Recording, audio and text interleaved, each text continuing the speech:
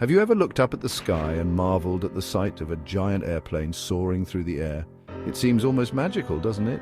These incredible machines, heavier than many things that stay firmly on the ground, somehow manage to lift off the runway and stay aloft, carrying people and cargo across vast distances. But have you ever wondered what makes this incredible feat possible? The answer lies in the fascinating world of science and engineering, specifically the principles of flight. While it might seem complicated at first, the basic idea behind how airplanes fly is actually quite simple and can be broken down into a few key concepts.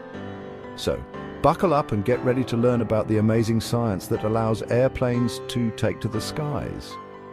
We're going to explore the fascinating forces that work together to make flight possible.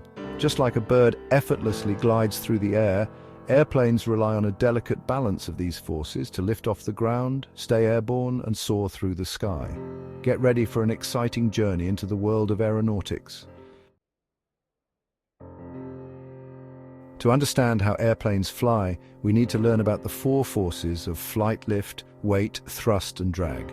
These forces are like invisible hands that push and pull on an airplane, determining whether it stays on the ground or takes to the air.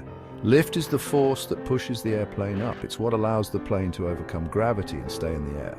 Weight is the force that pulls the airplane down towards the earth. It's caused by gravity pulling on the mass of the plane. Thrust is the force that moves the airplane forward. It's generated by the plane's engines, which can be jet engines or propellers. Finally, drag is the force that slows the airplane down. It's caused by air resistance as the plane moves through the air. These four forces, lift, weight, thrust, and drag, are constantly interacting. Understanding how they work together is the key to understanding how airplanes fly. Let's take a closer look at each of these forces, starting with lift. Lift is generated by the shape of the airplane's wings. Airplane wings are specially designed with a curved upper surface and a relatively flat lower surface. This shape is called an airfoil. When air flows over the curved upper surface of the wing, it has to travel a longer distance than the air flowing under the wing. This difference in distance causes the air above the wing to move faster, creating an area of low pressure. The higher pressure air below the wing then pushes upward, creating lift. Weight, on the other hand, is a much simpler concept. It's simply the force of gravity pulling down on the airplane and everything on it, including the passengers, cargo, and fuel. Thrust, the force that propels the airplane forward, is generated by the engines.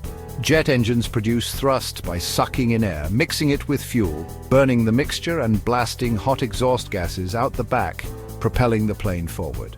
Finally, drag acts in the opposite direction to thrust, trying to slow the airplane down. The amount of drag an airplane experiences depends on its shape and speed.